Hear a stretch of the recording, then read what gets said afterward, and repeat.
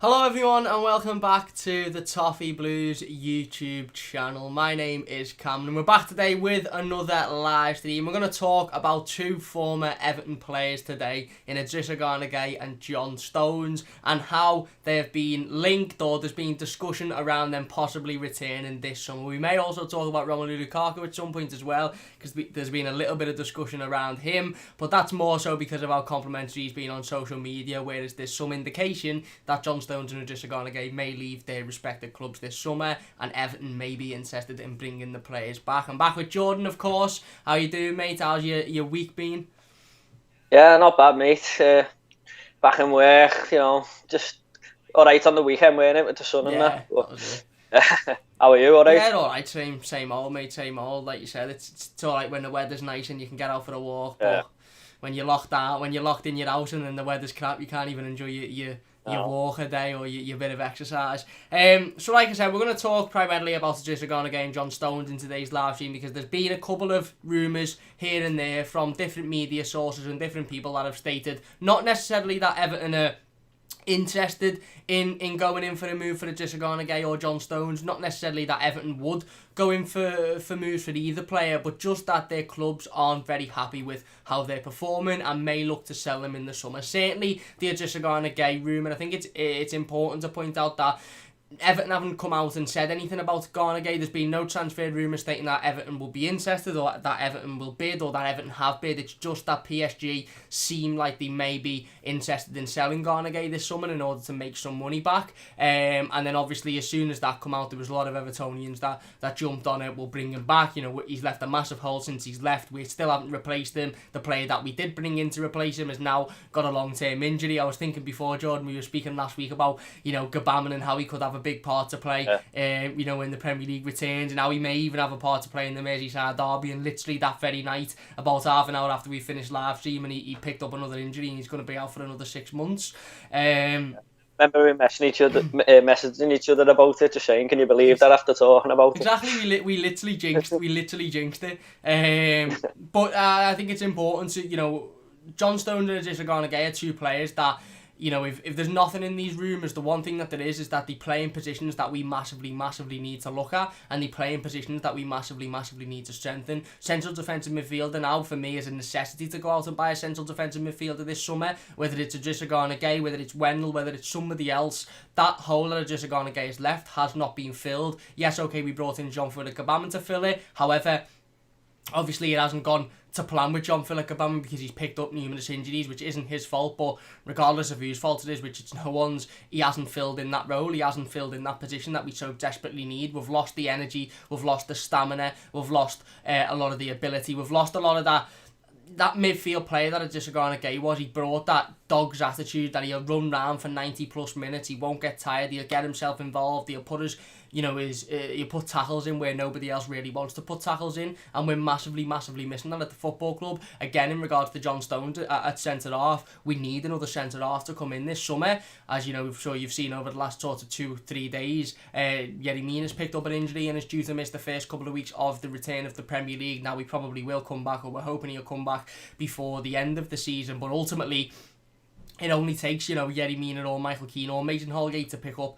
an injury that sees them out for a long-standing period of time, and we're left then with two centre-halves, and, you should never really be left with two centre-halves. So ultimately, like I said, Idrissa Gana Gueye and John Stones both play in positions that we need to strengthen in this summer, and are both apparently, according to some rumours, if they're to be believed, the clubs of both players are saying that they may be looking to sell them this summer. So just to start off on a general basis, mate, we'll start with Idrissa Gana Gueye. Obviously, he's a player that was massively loved at Everton Football Club, one of the very few players that have left Everton Football Club and every single Everton fan is still liked and appreciated and respected and wanted to come back because he left in such a respectful way. In terms of, obviously taking his age into consideration, would you bring Idrissa Gana Gueye back this summer? Obviously it's a position that we need to fill, but would he be a player that you'd want to come back, or would you rather look elsewhere?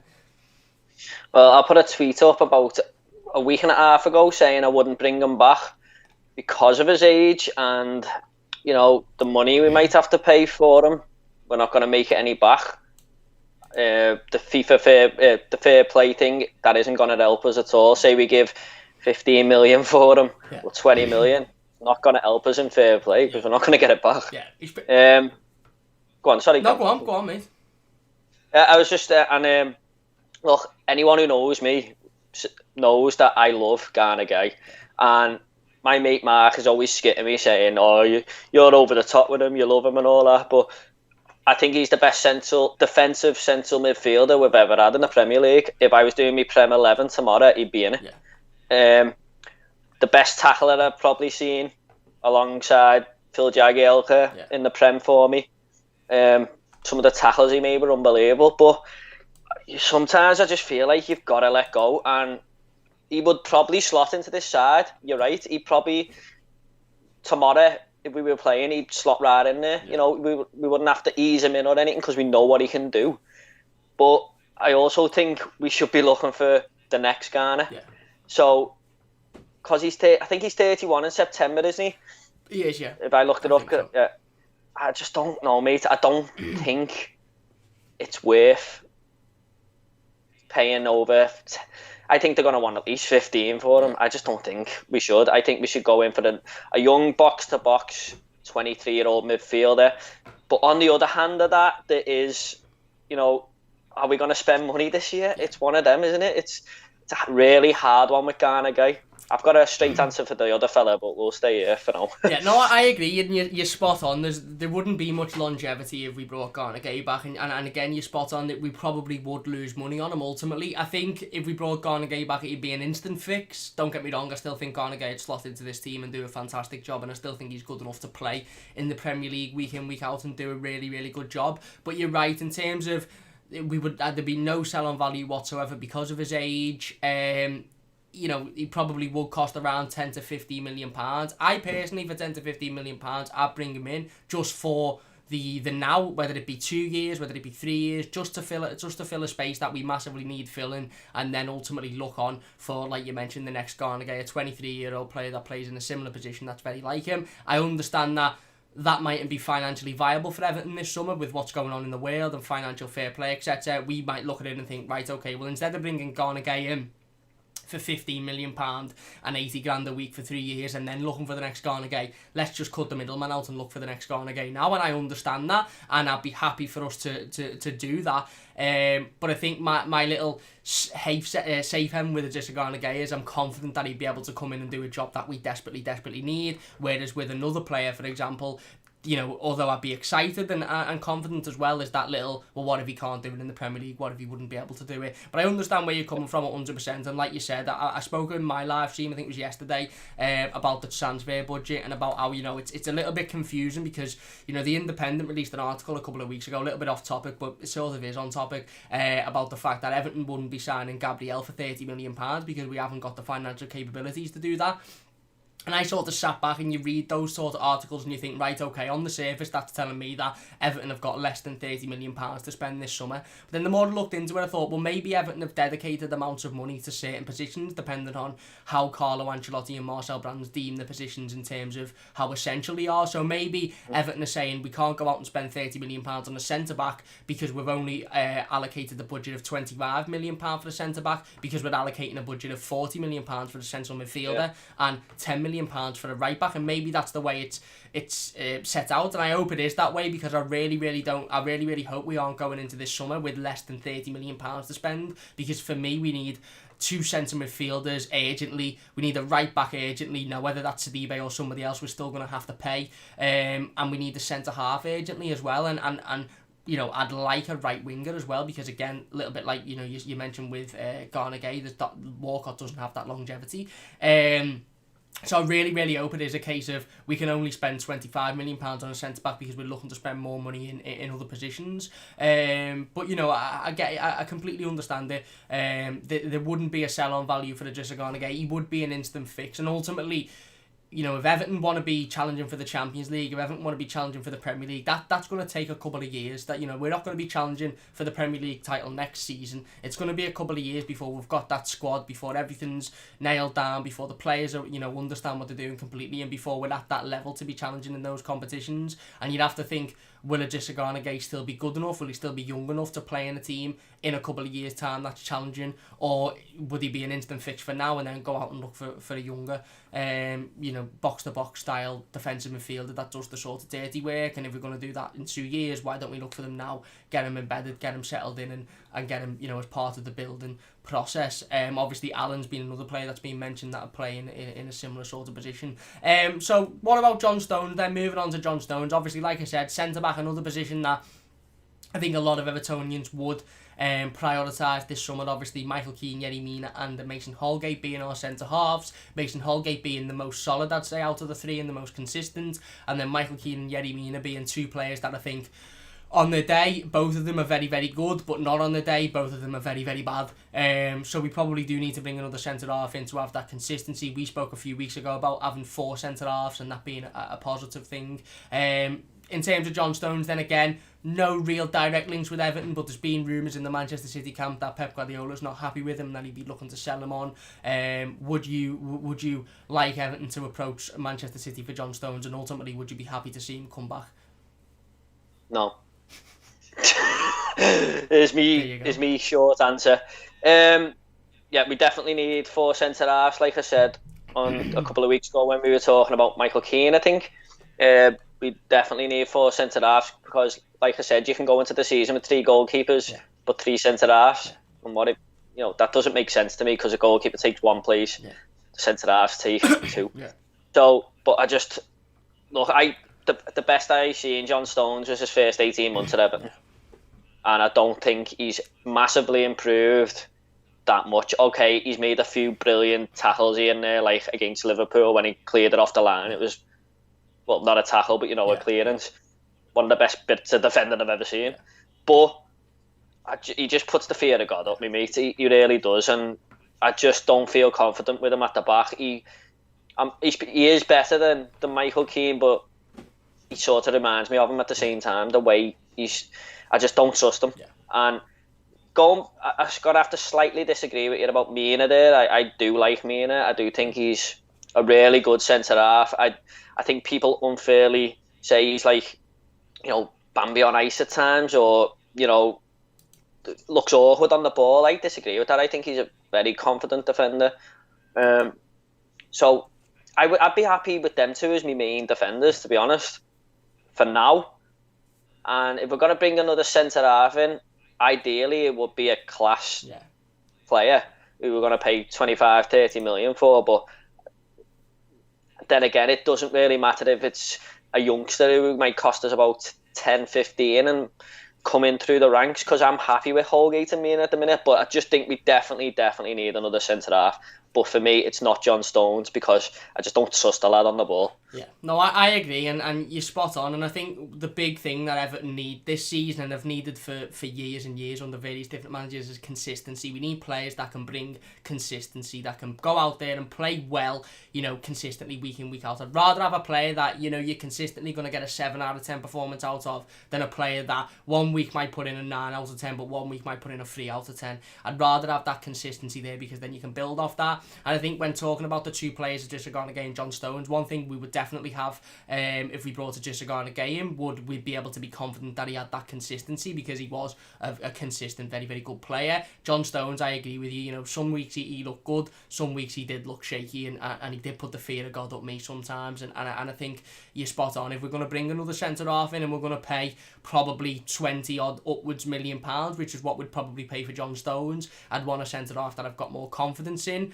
and I'd want a centre half that can embed into the team, and obviously there to be a big future with it. And John Stones sort of, like you said, the first 18 months he was very good at Everton, and then he sort of tailed off a little bit performance wise, and I think his head sort of left the football club before he actually left the football club, because he wanted his big money move, and he got it ultimately. But you're spot on, and since he's joined Manchester City, okay, he's won a whole load of trophies in a very, very good squad, but he hasn't put in consistent performances regularly. That's why he's in and out the team. That's why Pep Guardiola has signed 2 centre-halves since John Stones has joined the football club, because Pep Guardiola can't trust that consistency. So if Pep Guardiola can't trust him, Is Carlo Ancelotti going to be able to? Is Carlo Ancelotti going to want to bring in a player that's going to cost £20 million in a market which £20 million is you know, a considerable amount now? Okay, it's still probably not a massive amount, but it's a considerable amount with what's going on in the world. Is Carlo Ancelotti going to want to spend that much money on a player that,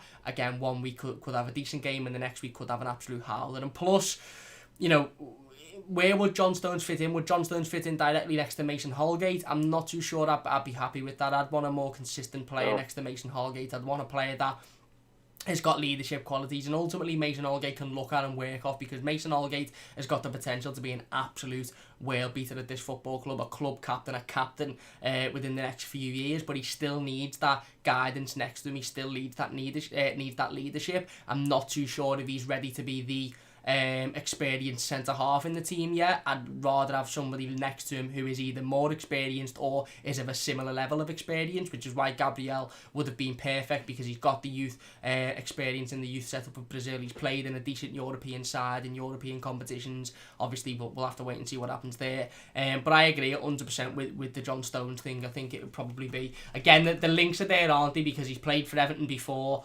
and you know, Manchester City want to get rid of him. If Inter Milan come out and said we'd be looking to sell Romelu Lukaku, there'd be discussion of him coming back to Everton, which there's already been discussion, and he hasn't even come out and said. He come out literally 2 weeks ago and said he's probably not going to come back to Everton ever, and still people are talking about bringing him back. So Richarlison started it. Yeah, Richarlison started it by saying please come home, which I just loved, but you know, like we said, we'll go on and talk about Lukaku in a little bit, because I think it's an interesting discussion. But overall, then, for Gana Gueye, for John Stones, you're saying no to both of them. If you had to pick one, I'm assuming it'd be Gueye. Oh yeah, definitely. Look, if Gueye was even 28, I'd probably just go and get him. But I just, like I said, mate, we're just not gonna. We need the next Gana now. Yeah. I think. But look, if he signed tomorrow, I'll probably contradict myself and be, oh, right, Sam, we've got Gana back. Yeah. So, but ideally, I'd rather just go and pay 30, 40 million if we could, like you said, if we based it on the centre mid for that position. Yeah.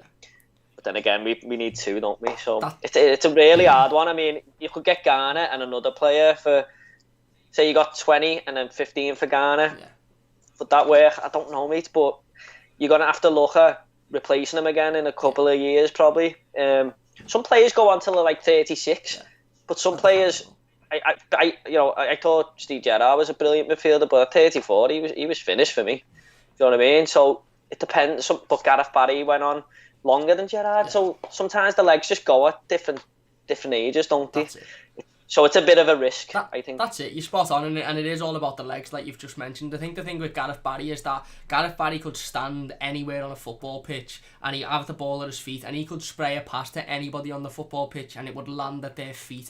He had that quality where he didn't rely on his legs. He didn't need to be fast. He didn't need to have a lot of stamina, because he's in the category of player, and a lot of people might laugh at this, but I'm going to put him in the category of like a Xavi or an Iniesta, and by that I mean a player that doesn't necessarily need to run around. He doesn't necessarily need to cover every blade of grass on the pitch, because Gareth Barry could stand with the ball at his feet and he could pick a man out from halfway across the pitch without having to move, because he was that good technically. And don't get me wrong, I think Gana's passing is decent, but I don't think it's that good. I think a lot of Gana's game relies on his feet, his energy and his stamina and his pure ability to run his arse off for 95 minutes and not even look tired. And I think when you've got a player that's got that energy, not only is that infectious for everybody else in the team, but it means that, you know, his passing ability, you know, it's not as important as such, because he can get about and he can make sure that he's within 10 yards of a player to pass into, rather than losing his legs and thinking I've got to spray a ball 50 yards in and I'm not confident with that ability. So you're right, you know, Gana could come in and we could, you know, bring him in with the view of having him for 4 years, and his legs could go after 6 months, and then ultimately you're stuck with a player that, you know, might not necessarily be an asset. It all depends on how desperate PSG, I think, are to get rid of Gana Gueye. There's been talks over the last couple of weeks that they could potentially, you know, loan him out, and they could say, right, okay, we'll take a loan for him as long as you pay his wages. I think if Everton were we're transparent with the fans, and I'm not saying that they would or they won't be, but I think if Everton, Marcel Brands and Carlo Ancelotti come out and said, listen, we're going to bring Gana Gueye back on a year loan, and in that year we're going to spend the whole year looking for a replacement for Gana Gueye, a younger player, a player with the legs, a player with the stamina, good passing range, can get forward box to box, I'd say, you know what, I'm happy and confident with doing that, because we're bringing Gana back for a year. Okay, we'll be paying his wages, but we know he can fit in for a year, and then we've got that, you know, that player for the future. And ultimately that Marcel Brands' job is going to get a lot harder this summer than it's ever been for me, because you're right, we're under financial pressure because of what's going on in the world at the moment. On top of the financial pressure because of what's going on in the world at the moment, there's financial fair play, which, you know, they're clamping down on now, and on top of that we need 5 players urgently. For me, we need a centre half, 2 central midfielders, a right back and a right winger, and they're not even like we need those 5 players to be a title challenging team. For me, we need those 5 players to be challenging for Europe, because the players in those positions either aren't good enough or we haven't got enough depth in those positions. That, you know, okay, Mason Holgate and Yerry Mina might be a good centre-back partnership, and they may be brilliant, and they may be a good enough partnership to play in a European competition, but a Mason Holgate and Yerry Mina are going to A, stay fit and stay not suspended for an entire season? Probably not. You know what I mean? You might say, okay, Theo Walcott will do a job, but Theo Walcott isn't consistent enough, and he's not going to have a decent game every week. Most games he's going to be, you know, non-existent or poor, or he's not going to look interested, and that's why we need those positions dealt with as soon as possible. Yeah. And it's going to be a big summer for Carlo Ancelotti. I don't think this will be done in one summer whatsoever. I think we'll sign 2, maybe 3 players at a push, and I think one of those players would have to be a loan deal this summer, and then we'll probably be looking at buying the other few, you know, probably next summer, because I don't think we'll do much business in January. And again, it's all about prioritising which positions we need, you know, first. And I think that's why the money priority sort of situation may come into it. And for me, I think the defensive midfield role is a priority, and I think the attacking midfield role is a priority, and probably centre half as well, because of the lack of you know, the lack of cover we've got in that position. And ultimately, you only have to look at now, we're going to be going into the Premier League season in a couple of weeks with Yerry Mina out injured,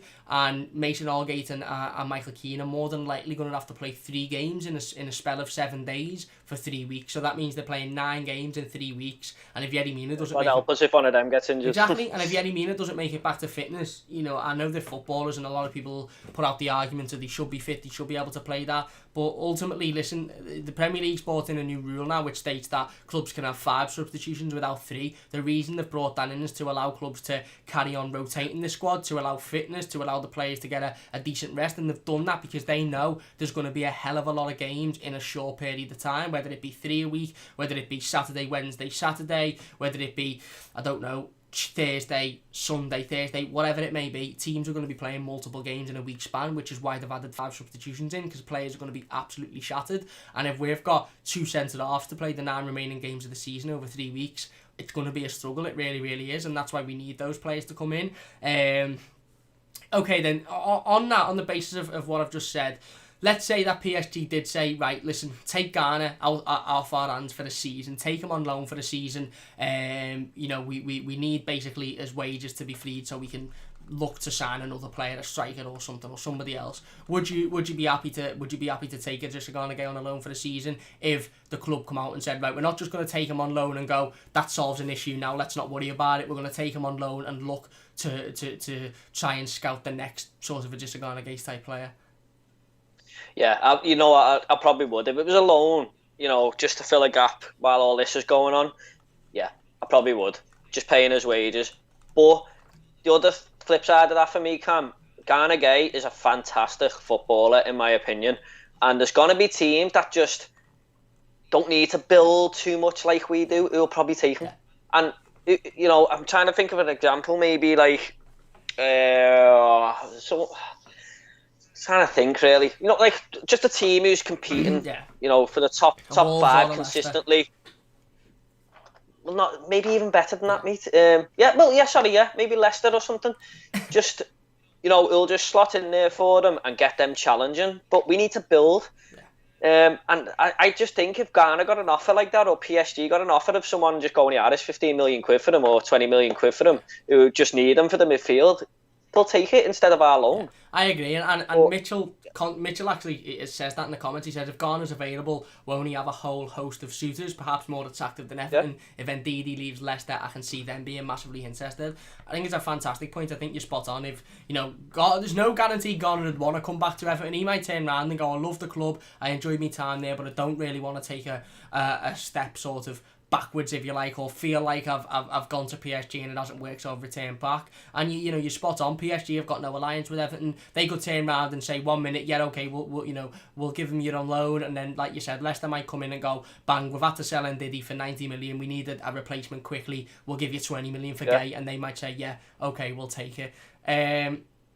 And I think, obviously, on top of all of this, like I said at the start, it's important to remember that there's been no rumour linking Everton with Idrissa Gana Gueye at all, similar with John Stones. It's just discussion that fans obviously are having because, these are players, certainly Idrissa Gana Gueye, who I think we know would instantly improve our squad or would fill a gap that we desperately need filling and do a consistent, decent job in that gap. And when his club come out and say we may be looking to sell him, obviously a lot of Evertonians are going to jump on it, including myself. It's just the thing with fans, isn't it? It's not just everyone will just think it's Everton fans, but it's probably a lot of clubs who do it. A player has a good spell at the club, they leave and they look on leave, and everyone says, "Oh, bring him back." It's in all of us as fans, isn't it? It is exactly spot on, and listen.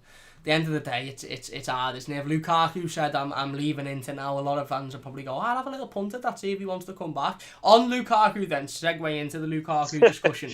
Again, no rumours linking him with a move to Everton. He's actually come out himself personally and stated that A, he's happy at Inter Milan, and B, he probably wouldn't come back to Everton anyway. He said something along the lines of, I enjoyed my time at Everton, but I probably wouldn't come back. But he's been very complimentary of Everton over the past I think he's been very complimentary of Everton since he had that interview with Van der Meijden, was it, on his YouTube channel or something. Yeah. I think he was still at Man United at that time. Obviously he had the thing where he left for Man United and he done the pointing at the badge and all of that sort of stuff. And then he had an interview with Van der Meijden and he said something along the lines of, I love Evertonians, you basically, if you go against them, they'll jump on you, they'll attack you, it's a family, them club means so much to them. I love playing at Goodison Park, and ever since then he's been complimentary to Everton Football Club when people have been tweeting him. He said he loved his time, he loved the atmosphere, he's been talking about his memories. I know there's not much discussion because we're not going to sign him, but how excited would you be at the prospect of potentially Lukaku coming back? And you know what, every time I think about Lukaku coming back, a part of me says don't even think about saying no because you'd be stupid. He's instant goals, he's quality, he's a natural out-and-out goal scorer, the best goal scorer and striker we've had in my lifetime, 21 years. And then another part of me says, well, we're building something with, Richarlison and Dominic Calvert-Lewin, and how good can Richarlison and Dominic Calvert-Lewin be? Can Dominic Calvert-Lewin be that natural born out-and-out goal scorer that we need?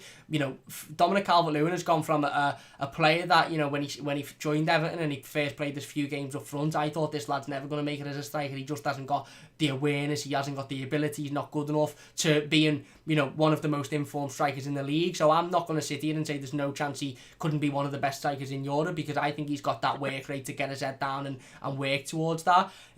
How would you feel about it if let's just say, if the opportunity arose? And what do you make of Lukaku's positive comments about Everton now, certainly after obviously the stuff with Manchester United? Yeah, it's always nice to see when you say an ex-player saying good stuff about your club who you actually loved while he was here. I think he's been more complimentary of us when he's left than when he was here, to be honest. Because that sort of done me head in about him when he was here. It was just like he never looked happy. I watched the video the other week when he showed all his goals for Everton, and half of them he was just like sulking when he scored. But it is nice to see him say them things. But I'm the same as you, Cam, to be honest. Part of me says, yeah, bring him back. He's the best finisher I've ever seen at Goodison, or at Everton, sorry. And the other part is, well, we've got something going here with Richarlison and Dominic Calvert-Lewin. Exactly. But another way of looking at it is, how sick would the three of them be together? It would. But then we'd have to change our formation a little bit. Yeah. And 4-4-2 sort of suits us now. I don't want to go back to that. Is it 5 across with the three up front? Is it that? Am I right there? It's which the No, it's not. Is it? no, Sorry. it's two. It's No. 4-4-2 now, isn't it? Directly. It used to be two CDMs, a cam, and then three up top. Yeah. One natural striker. I agree. I think. But I just don't know. I don't know if it would work on the other hand. Look, if you were really pushing me, I'd have him back tomorrow. Like. Yeah. But it's just I always thought when Lukaku was playing that we could beat anyone. Yeah. I just knew that we had a chance with him. Yeah. So. You're right, and he is, and it again, if you pushed you to say yeah or no, I'd be the same. I'd say yeah.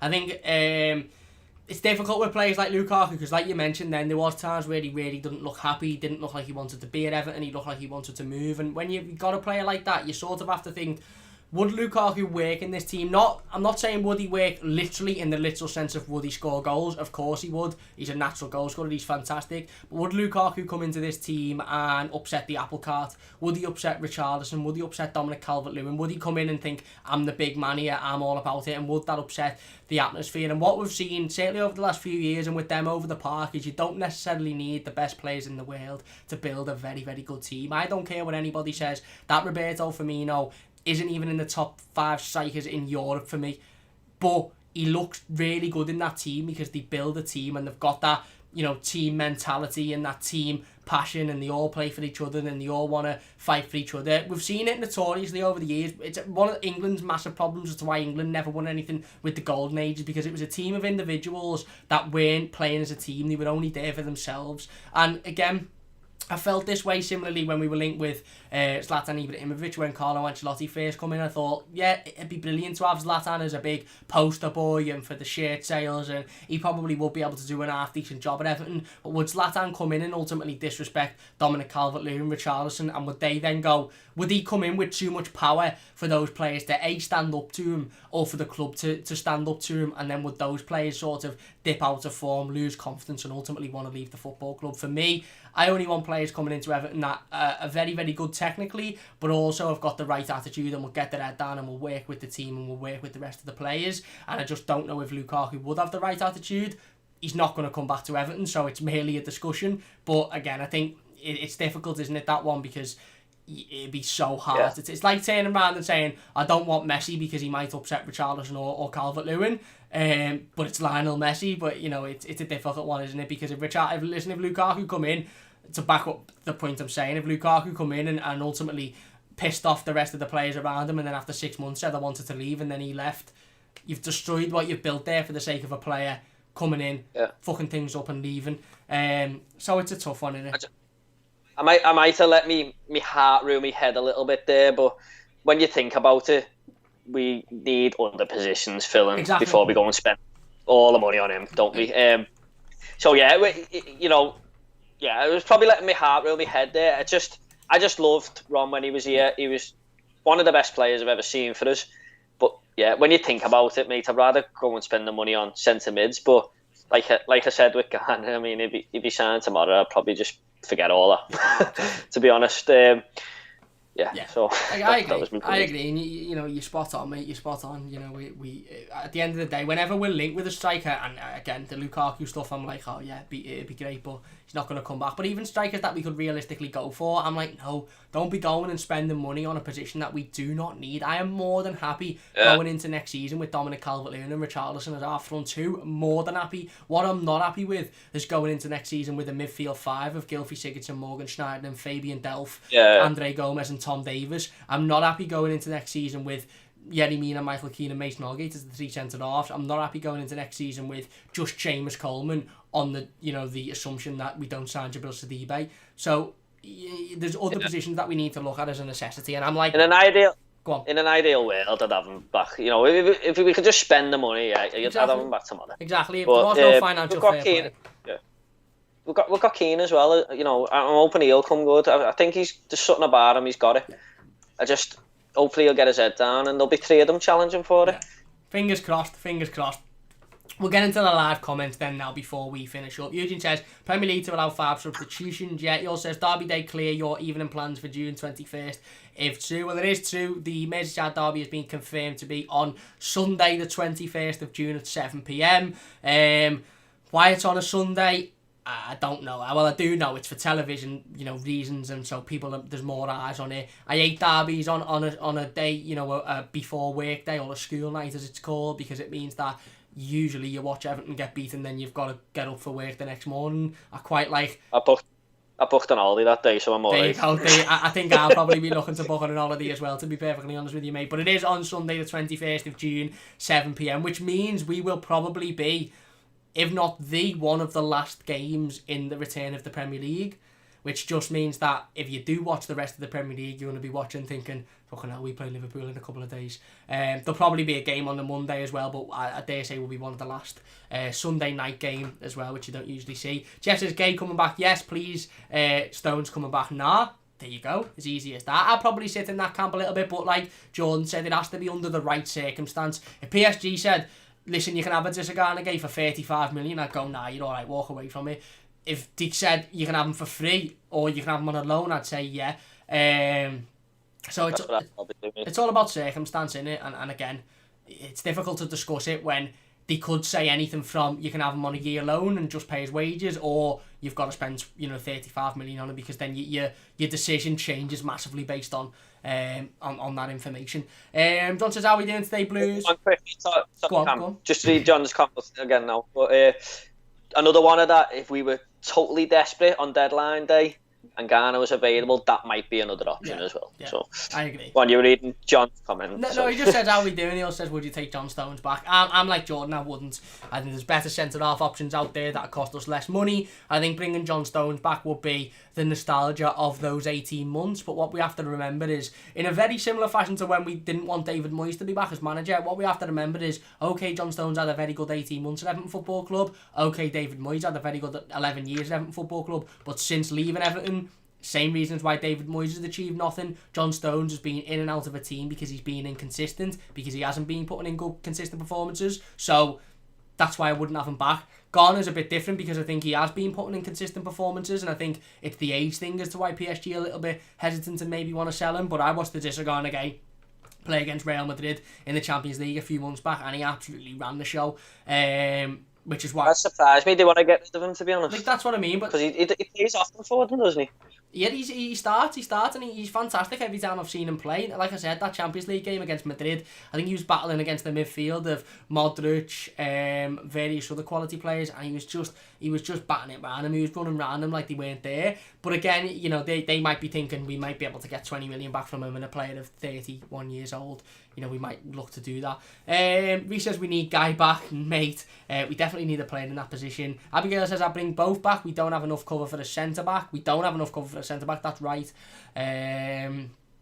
Jeff says Stones is crap. There are so many other quality defenders we could buy for much less cash too. Stones just makes mistakes. I agree with that.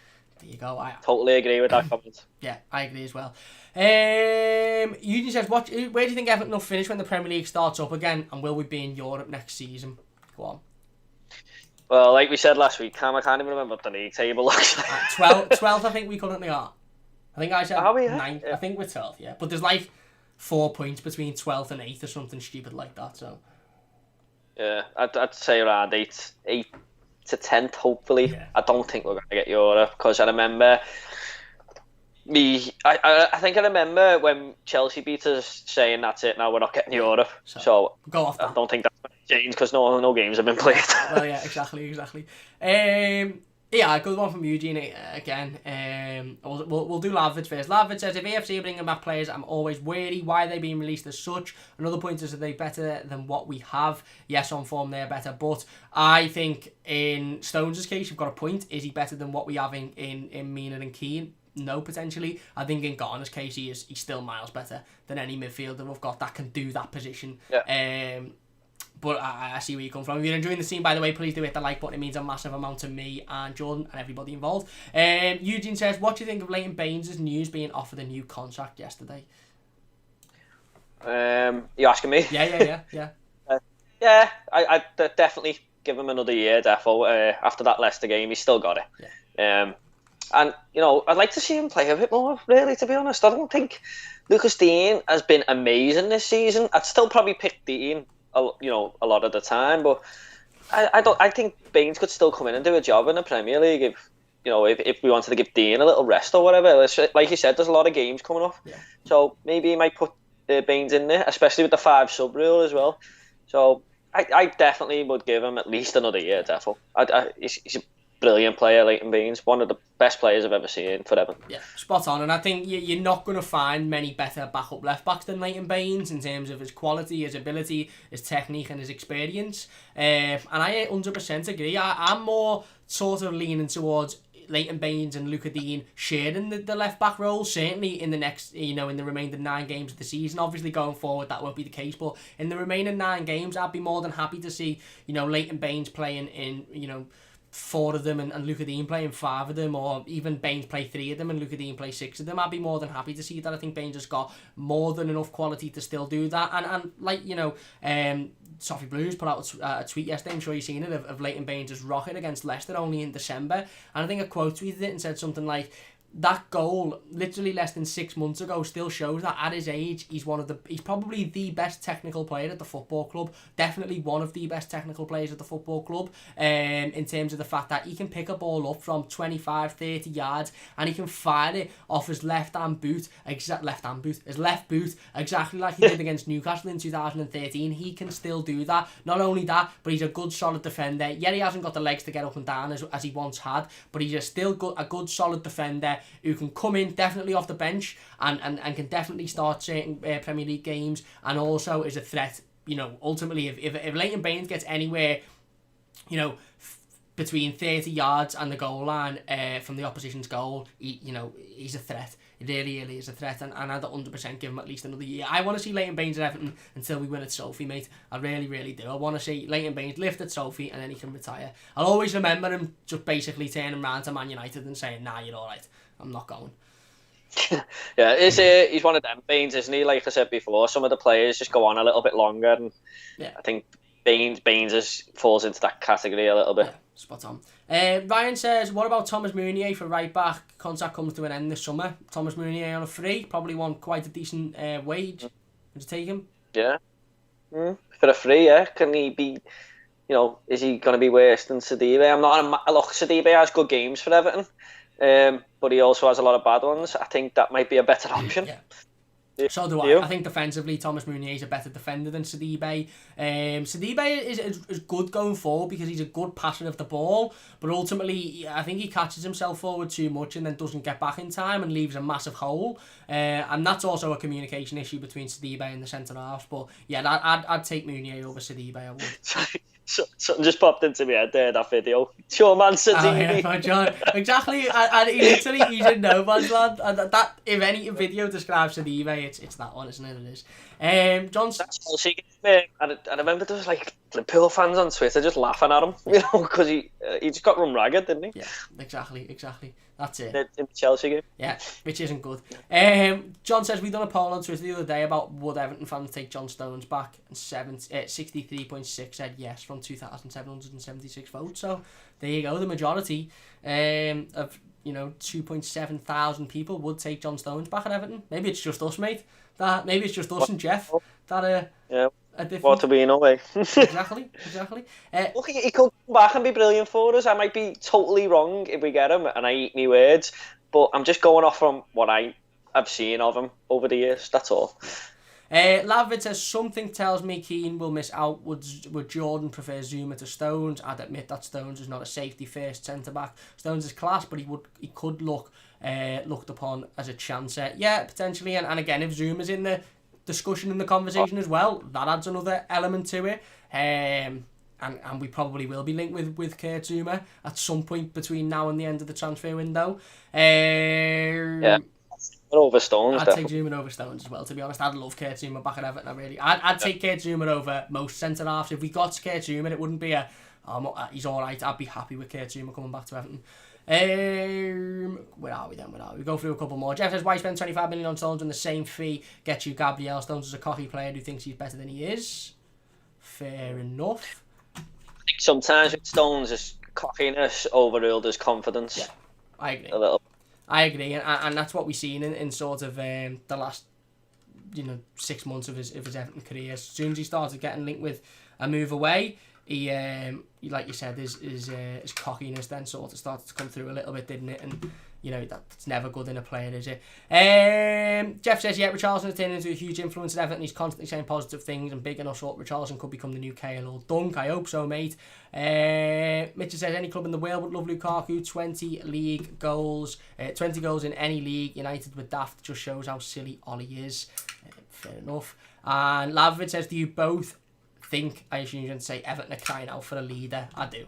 I really, really do. A natural leader, I think Everton are massively crying out for, mate.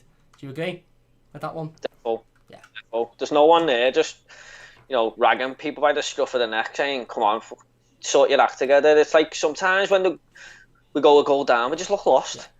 Yeah. And that's improved a little bit under Ancelotti. But we definitely do need a full-on captain there. Like, Gylfi Sigurdsson's the captain, isn't he? Well, is he? There's about 5 captains, mate. He's one of them. Obviously, Seamus is one of them. Baines is one of them. Dean's one of them. There's quite a lot of captains, isn't there, in that Everton team. We'll do a couple more. It's like for the Chelsea game if it was Dean or Sigurdsson, like, but I know Sigurdsson's in the running with the top 3 or 4. I think he's vice. He's one of vice anyway. Yeah. If Baines doesn't play and if Coleman doesn't play, he gets it, I think. We'll go a couple more then. Jeff says, I agree, Cam. Carlo needs a few years to turn this round, but luckily from everyone he has said, Carlo is loving life on Manchester and is planning a long stay. He is. And